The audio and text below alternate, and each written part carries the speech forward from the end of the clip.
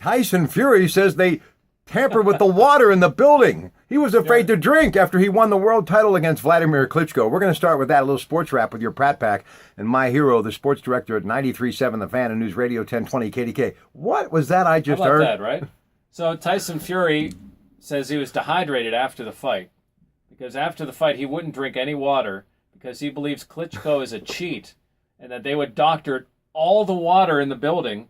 So he actually got dehydrated, but he said that because they cheat, he would have failed a drug test because they would have put something in all the water in the building. Let me tell you, young man, that's what you call a rematch right there. Well, of course, that's in their contract. There's a rematch clause if Klitschko lost in the contract, so it's a good setup. Some good drama leading into number 2. Little pay-per-view trying to pick up the slack that is there now because of Mr. Mayweather saying goodbye. Hey, Kobe Bryant retiring. Let's talk about the great Kobe Bryant from Philadelphia. One of my all-time favorites. Got drafted when he was 17 years old. Yeah. Kobe Bryant. Back in the old rules where they could come right out of high school. This kid came from Philadelphia to L.A. and made a name for himself. First professional game in Madison Square Garden. Yeah, right. I mean, the kid has been... he's not a kid anymore, but he's been unbelievable. He's had, of course, some off-court issues that are not good. But as a player, outstanding. One of the best scorers ever. Not Jordan, but really good. And it's really tough to see the great ones get old, isn't it? Yeah. And his body is broken down. At least now he's realized and isn't going to skip around to teams. At least we hope not. He won't end up with the Washington Wizards like we saw Jordan do. Don't say that. But the one little blip on the radar screen, yeah, it was bad, but he's been, for the most part, a really stand-up guy, good father, done a lot in the community out there in L.A. and back in Philadelphia. So we wish him well, and can you say broadcasting career, because I think that's where he'll go. Speaking he's of... got enough money, doesn't have to. Yeah, I know. We could use a few bucks, Kobe. Yeah. Hey, high school football. Of all the games, I mean, Penn Trafford had a great year. Central Catholic wins. Clareton does what they do. Aliquippa South had a big shootout. But I want to talk about the AAA game.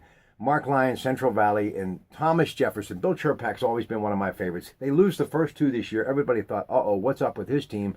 And they go on to win the Whitfield Championship. Great game. And I believe we talked about this, but I picked TJ as my sleeper because at 0-2 and getting in as a 6th seed, Bill Chirpak's team was a 6th seed.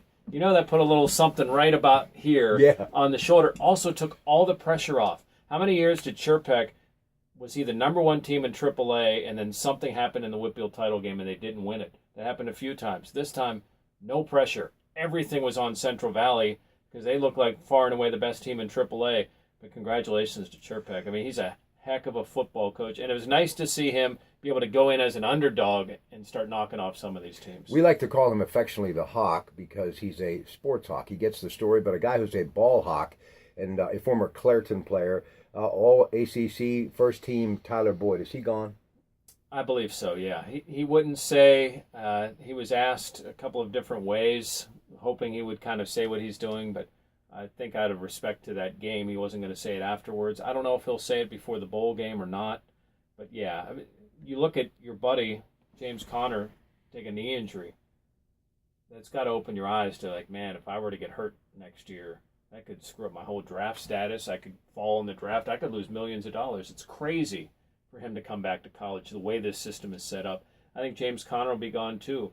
If he can work out and he can put on a good workout for NFL scouts, why should he come back? He's proven what he's needed to. College is a prep for your professional career. Same thing goes with football. These guys have proven enough. But now we get to hear Hillgrove and Grote with Pitt basketball. They beat Kent State the other day. I love listening to those guys. What about those guys this year? Big test against Purdue. Now, they got out-rebounded by Kent State. Kent State hit them hard on the boards, especially in the first half. What you like, they are as fun a team to watch as they've been since DeJuan Blair was there. They are a fun team to watch offensively. They've got a lot of weapons. They can shoot the basketball as well as maybe any Jamie Dixon team ever.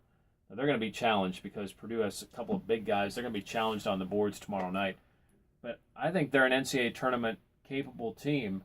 It's just, can they get enough defense to be able to hang and get enough rebounding to be able to hang with these big ACC teams? All right, 2 other things. Obviously, got to talk about the Penguins. They get beat by Edmonton 3-2 in a shootout. Evgeny Malkin had a great night, 2 goals. Ole Mata, I heard in your sportscast, back at practice, non-contact. How important is it for him to get back in the lineup? Well, they got to be careful with him. And Clendenning has played fairly well, but Ole Mata, when he gets it going, is an elite talent, and I think Chris Letang needs him. He's working with Scuderi now. I think Scuderi is very underrated and very oft criticized when he doesn't deserve it. Yeah, he makes mistakes. Yeah, he's not as fast. Yeah, he's not a good pairing with Chris Letang. Ole Mata is. But they got to get Mata set, ready to go.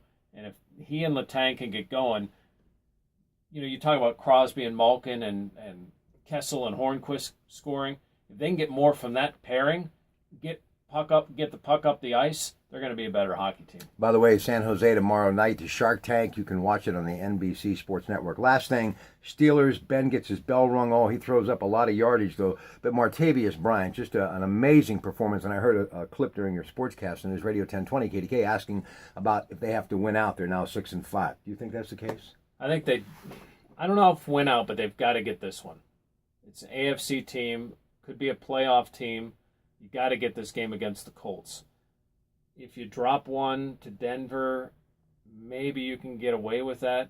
Man, you're getting late in the season. There are 5 games left. Right now, they're out of the postseason because they lose tiebreakers because of their AFC record. Mm-hmm. They've got issues with that AFC record, and they have a lot of AFC.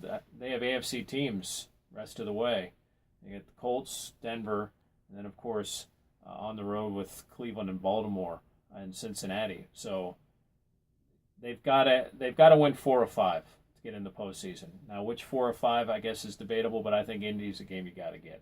All right, there he goes, Jeff Hathorn, ladies and gentlemen. You can catch him weekday afternoons on the KDK Afternoon News with Mangino and Duffy with your sports, and of course every 20 minutes in the afternoon on your Sports Authority here in the Berg, 93.7 The Fan.